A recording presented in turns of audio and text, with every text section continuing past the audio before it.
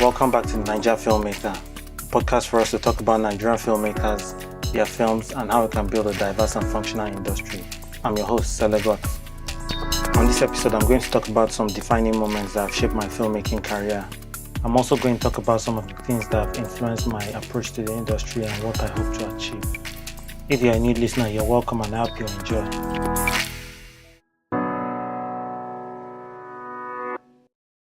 When I was much younger, I always struggled to get my cousins and siblings to listen to my stories because I was the youngest, and when I eventually got them to listen, my stories tended to be long-winded and boring. Yeah, they always kind of let me know that, I was telling boring stories, and this kind of challenged me to kind of want to improve the way I told my stories. And this actually went on for the longest time. I think it was when I was in secondary school that I cracked how to tell relatively interesting stories. And this need to tell memorable stories kind of pushed me to kind of keep looking for formulas. And I kept looking for different solutions. That's when I read my first screenwriting book, which is The Foundations of Screenwriting by Sid Field. After reading that book, I discovered that for a story to be gripping, there had to be like a character motivation. There had to be an inciting incident that kind of pushed the story forward.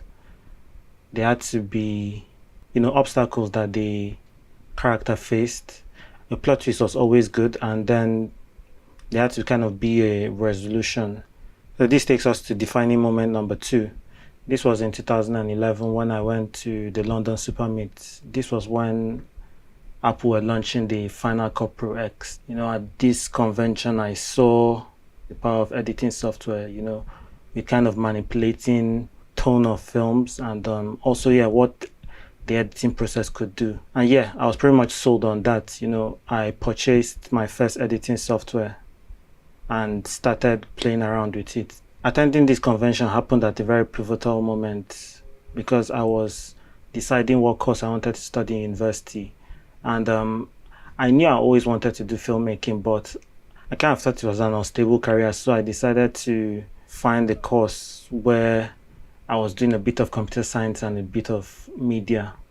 At university, I took several courses in film. I did analysis of film and TV. We kind of broke down how films looked, from the dialogue to the music to the mise-en-scène to the editing, and it was all very interesting. Another module that kind of did a lot for me was the business of film and TV. For our coursework on this module, we had to either come up with an idea for a TV show or a film. I ended up writing the idea for a TV show, and I think at that time, the word count was like 2,500. So I think I only had like 8 hours to submit, and I was looking for what was going to be the heart of this TV show, and it happened quite late, and I ended up finishing and I submitted and I got a first class for that coursework. And I was pretty much elated and thought, maybe there's something here. All this kind of, kept, encouraging me to continue on the filmmaking path. I ended up graduating and I thought, why not? I'm enjoying this filmmaking. Why not go to film school? So I eventually got into film school, and trying out different crew roles, it was pretty much exciting.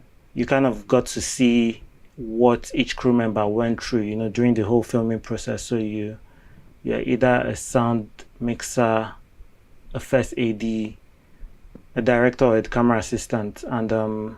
And throughout this year, I just tried to kind of soak up as much knowledge as I could. And another thing that was encouraging was kind of excelling in certain crew positions. Something that stuck with me was, when my screenwriting teacher told me that, he was expecting great things from me. And something that I discovered at film school was that I had this unique way of looking at things, and, maybe the world would benefit from it if, I write more. So that takes us to defining moment number 3.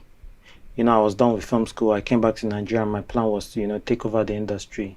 And then, came back and discovered that there are all these bottlenecks or problems that was making life hard for people as filmmakers. Something that was important for me was, kind of discovering my voice, discovering my point of view, and how kind of empowering that was. And even with the collective and the work we're doing there, I figured out that, it would serve Nigeria better if we had diverse voices, because movies have a way of normalizing things. An example would be Nollywood films and the amount of jazz that we show in our films. This has pushed the narrative that a lot of Nigerians are into juju, and because of the continuous reinforcement, it's very hard to convince people otherwise.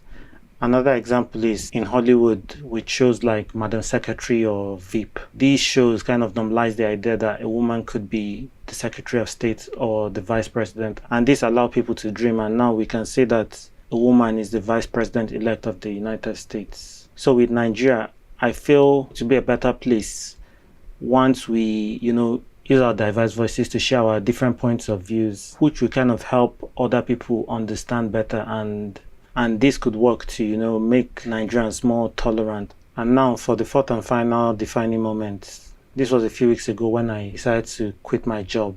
For most of the time I kept dreaming of, being on sets, working on film projects, and right now I can actually do that. I'm really excited for the projects I'll be working on over the next few months, for different people I'm going to meet, and also for the surprises that this job kind of has in store. So yeah, those were some of the defining moments in my filmmaking career. If you have an idea or you want to collaborate, please let me know, and I can't wait to hear from you.